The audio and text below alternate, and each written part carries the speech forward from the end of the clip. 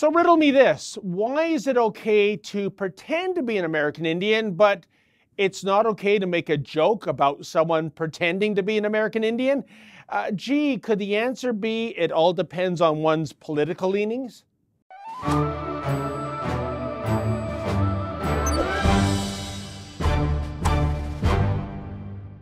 Well, the latest howls of outrage from the left and their useful idiots in the media pertains to Donald Trump's recent speech in which he honored Navajo war veterans.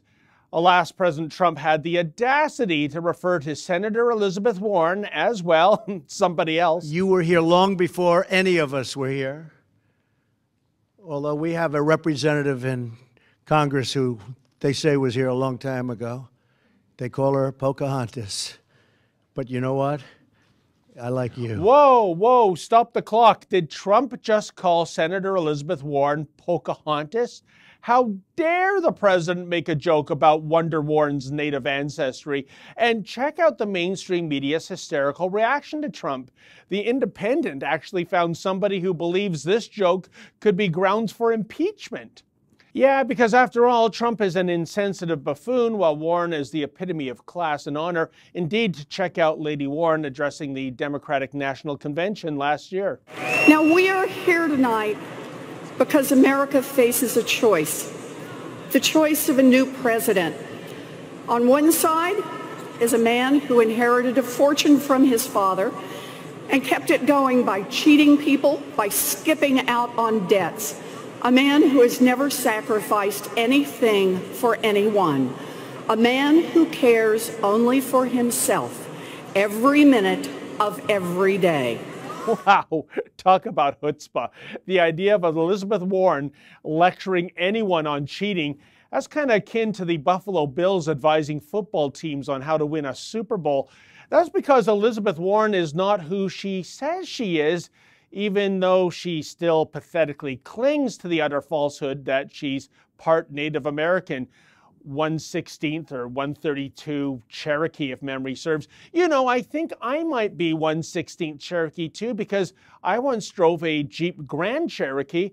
Regardless, Breitbart News exposed Warren as a fraud years ago. You see, Warren's so-called proof that she's a Native American is downright embarrassing. One piece of her now debunked evidence is the inclusion of Warren family recipes in something called the Pow Wow Chow Cookbook. This book was published by the Five Civilized Tribes Museum in 1984.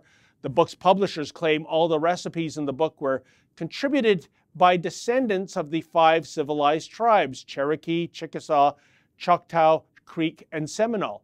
But check this out. Breitbart News reported that two of the recipes contributed by Warren as evidence of her Cherokee heritage were nearly identical to those from a 1979 New York Times News Service article. Gee, plagiarism too, eh?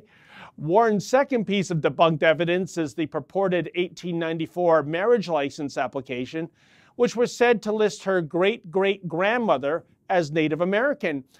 Just one hitch, however, this document doesn't appear to exist. But it gets worse, much worse actually, because some very tangible evidence was reported not long ago that implicates Warren's great-great-great-grandfather, Jonathan Crawford, as being a member of the Tennessee militia in the 1830s.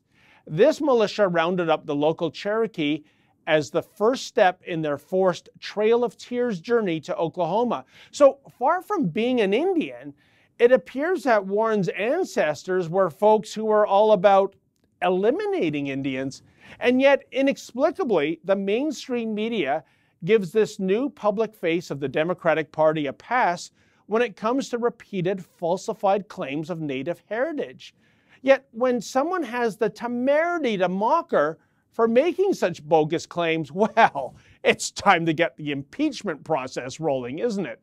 Sorry, comrades, your sights are focused on the wrong target. Instead of shooting the man ridiculing someone for being a fake Indian, how about going after the woman who faked being an Indian so that she could embrace affirmative action programs that were meant to help real Indians? Or is that simply too logical to comprehend? For the Rebel.Media, I'm David the Menzoid Menzies. Hey folks, The Rebel has an all-new fall lineup. Please visit therebel.media/shows and check it out.